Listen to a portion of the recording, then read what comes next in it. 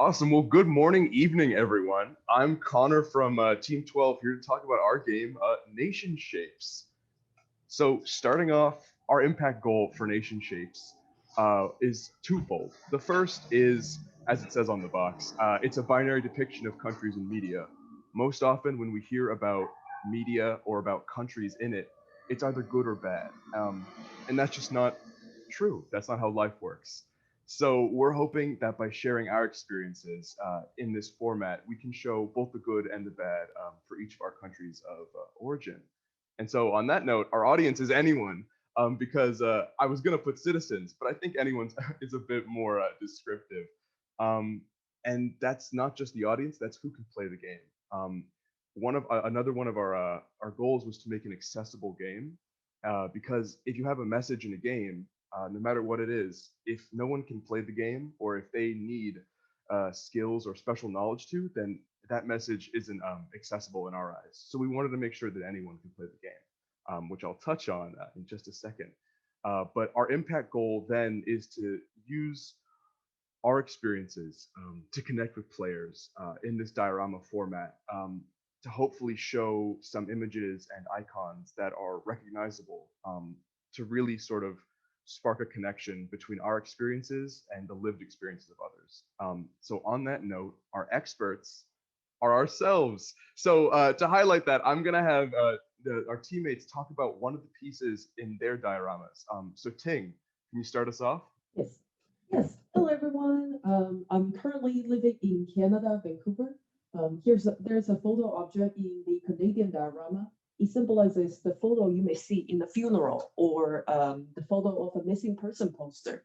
And it's meant to represent the problematic relationship between the Canadian government and the indigenous people of this land. The colonizers came and basically committed cultural suicide, essentially.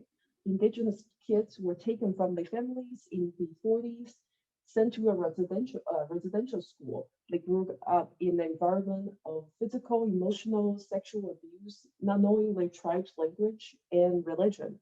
And it's really crazy how little representation these people have. In fact, many native Canadians, they don't know this part of the history. They have no idea. Like when we talk about minority, we're certainly not thinking of them. But I specifically include them in this diorama because they truly are in need of having their voice heard. Thank you. Awesome. Thank you, Ting. All right, Pierre. Oh, is he here? Well, in that case, let's move right on. So, our game overview. So, touching back on accessibility, that was one of the core pillars of our game design.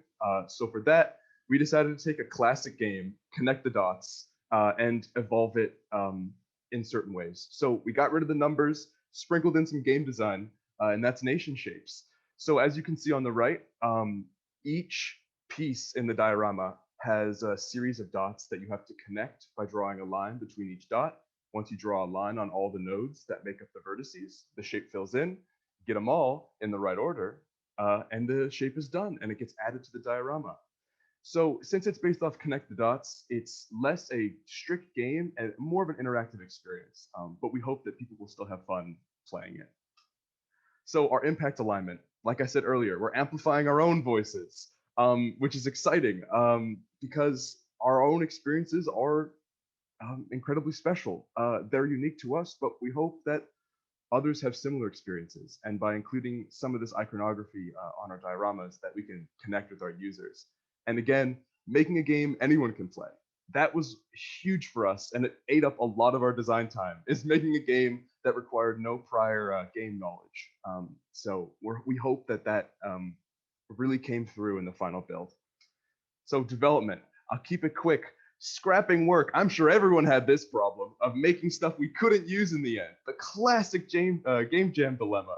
Ting was working on a fantastic undo script, didn't get to make the cut, unfortunately. And as myself, I'm sure you guys saw with the early prototypes, the game was supposed to be 3D, but I learned the hard way that making a polygonal low poly art in 3D is actually really hard. So we decided to pivot to 2D to make our deadlines. And I'm really happy with how the game ended up turning out. And of course, the time zone challenge. So, from all of us at Team 12, thank you guys so much for letting us participate and for playing our game. That's all from us.